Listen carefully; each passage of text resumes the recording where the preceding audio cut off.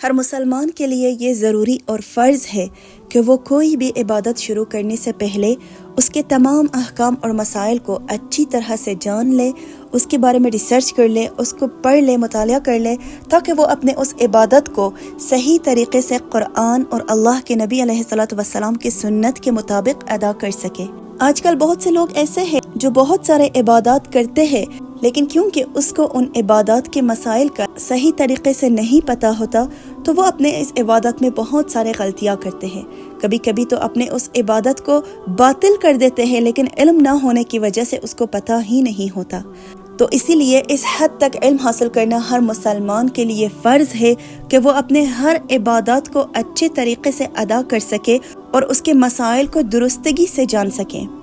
اور اسی طرح کیونکہ ہم رمضان المبارک کے مہینے میں ہیں تو ضروری ہے کہ رمضان کے حوالے سے جو بھی مسائل اور احکام ہیں وہ سب جان لے، تاکہ اپنے روزے کو درست طریقے سے اللہ کے نبی کے سنت کے مطابق ادا کرے، اور ایسا نہ ہو کہ روزے کی حالت میں وہ ایسے کام کا مرتکب ہو جائے جو اس کے روزے کو باطل کرے۔ بہتر تو یہ ہے کہ رمضان کے شروع ہونے سے پہلے ہی ہر مسلمان اس کے مسائل کو ایک ریویو کر لے، ایک دفعہ سب دوبارہ سے دہرائے، اچھی طرح سے اپنے مائنڈ میں سیٹ کر لے کہ کس کس چیز سے میرا روزہ ٹوٹتا ہے، کس سے نہیں ٹوٹتا، کون سی چیز روزے کی حالت میں مکروہ ہے، کون سی مکروہ نہیں ہے، یہ سب چیزیں جاننے کی کوشش کریں۔ تو اس ویڈیو میں روزے کے تمام مسائل کہ کن چیزوں سے روزہ فاسد ہوتا ہے، کن چیزوں سے فاسد نہیں ہوتا، کون سی چیزیں روزہ کے حالت میں مکروہ ہے اور کون سی چیزیں مکروہ نہیں ہیں، یہ سب بیان کریں گے تاکہ ہمارے مسلمان بہن بھائی ان مسائل کو جان کر اپنے روزے کو درستگی کے ساتھ انجام دیں۔ سب سے پہلے وہ چیزیں جس سے ہمارا روزہ ٹوٹ جاتا ہے۔ تو کن چیزوں سے ہمارا روزہ فاسد ہوتا ہے؟ سب سے پہلے انٹینشنلی کھانا پینا، اور جو چیز اس کے حکم میں ہے لائک اسموک کرنا یا نسوار وغیرہ، سگریٹ پینا، نسوار وغیرہ، یہ سب اس میں شامل ہے، تو ان سب سے روزہ ٹوٹ جاتا ہے۔ اور دوسرا بیوی سے ہم بستری کرنا یا ماسٹربیشن یا خود ارضائی کرنا۔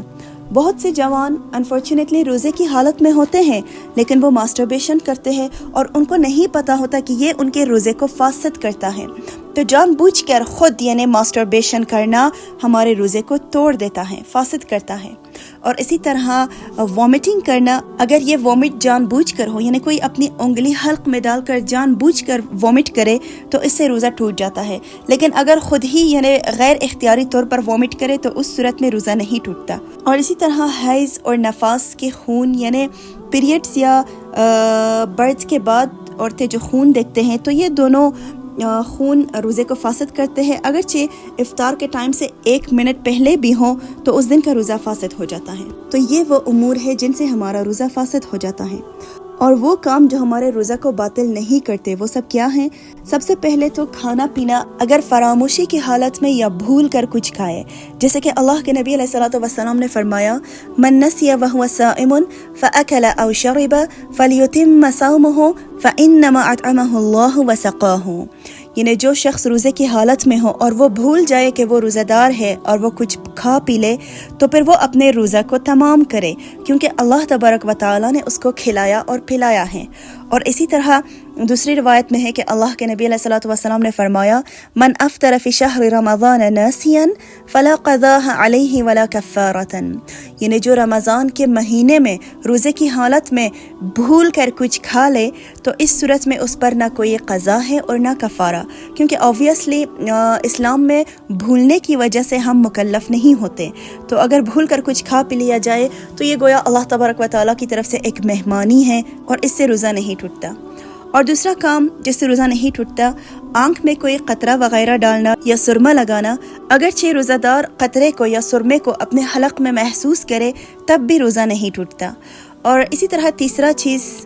کسی گلاب کو سونکھنا یا پرفیوم سونکھنا یا دھواں کا سونکھنا، اس صورت میں کہ وہ حلق کے اندر نہ جائے، اور اگر یہ سب کچھ حلق کے اندر چلا جائے تو اس سے روزہ ٹوٹ جاتا ہے۔ اور چوتھا چیز جو روزہ کو باطل نہیں کرتا، ایسے چیزوں کو نگلنا جو عموماً کھانے کے لیے استعمال نہیں ہوتے، جیسے کوائن یا مٹی اور سڑک کے گرد و غبار وغیرہ، اگر یہ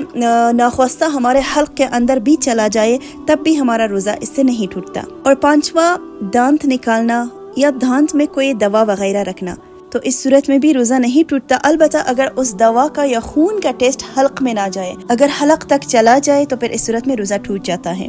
اور اسی طرح ہر طرح کے انجیکشنز، جو مسل انجیکشن ہو یا وین انجیکشن ہو، وہ سب روزے کی حالت میں روزے کو فاسد نہیں کرتا، البتہ بہتر یہ ہے کہ وین انجیکشنز کو عصر کے ٹائم تک ملتوی کر دیا جائے۔ اور اسی طرح اگر روزے کی حالت میں کوئی شخص جنوب ہو جائے، روزے کی حالت میں اگر کوئی شخص احتلام ہو جائے، خواہ احتلام فجر کی اذان سے پہلے ہو یا فجر کی اذان کے بعد، یعنی روزے کے ٹائم دن میں کسی ٹائم سو جائے اور احتلام ہو جائے اور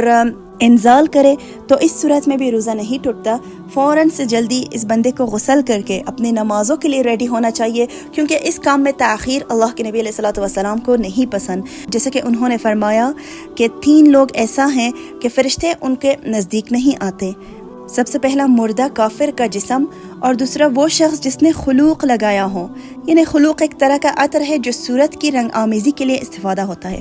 اور تیسرا شخص جنوب جب تک کہ وہ وضو کرے۔ تو اگر روزے کے دوران یہ حالت کسی پر آ جائے، اس سے روزہ نہیں ٹوٹتا۔ اور سوئمنگ اور بات کرنے سے بھی روزہ نہیں ٹوٹتا، اگرچہ کان میں پانی چلا جائے۔ اپنے تھوک اور بلغم کو نگلنے سے بھی روزہ نہیں ٹوٹتا۔ تو یہ وہ امور ہے جن سے ہمارے روزہ نہیں ٹوٹتا۔ اور کچھ کام ایسے ہیں جو روزے کی حالت میں ان کا انجام دینا مکروہ ہے، اور وہ کون سے ہیں؟ سب سے پہلا، کسی ایسے چیز کو چکھنا جو ہمارے روزے کو خطرے میں ڈال دے، اور دوسرا ایسے چیونگ گم جس کا ٹیسٹ نہ ہو اور جو معدے تک نہ جائے، اس کا چبانا مکروہ ہے۔ لیکن اگر چیونگ گم کا ٹیسٹ ہو، کہ آج کل عموماً ہر چیونگ گم کا ٹیسٹ ہوتا ہے، تو پھر اس صورت میں اس کے چبانے سے روزہ ٹوٹ جاتا ہے۔ اور ایسے کام جو اس کے گمان میں اس کے روزے کو خطرے میں ڈالتا ہے، ان کا انجام دینا مکروہ ہے، جیسے خون دینا یا حجامت کرنا اور سخت اور مشکل مشقت آمیز کام کرنا، یہ سب جو روزے کو خطرے میں ڈالتے ہیں، ان سب کا کرنا روزے کی حالت میں مکروہ ہے۔ اور کچھ امور ایسے ہیں جو روزے کے حالت میں مکروہ نہیں ہوتے،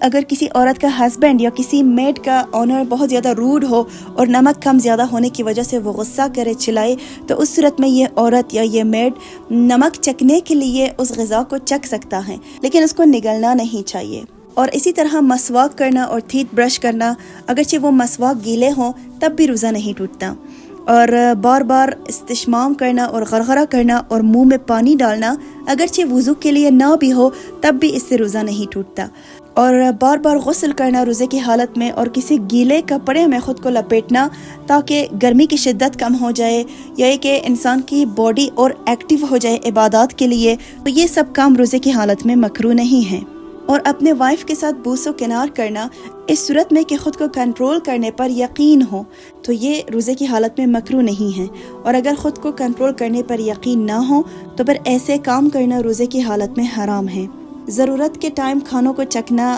لائک ڈیٹ نمک یا چینی وغیرہ چیک کرنا، یا یہ کہ کھانا پکا ہے یا نہیں پکا یہ چیک کرنا، یہ سب کام روزے کی حالت میں مکروہ نہیں ہے۔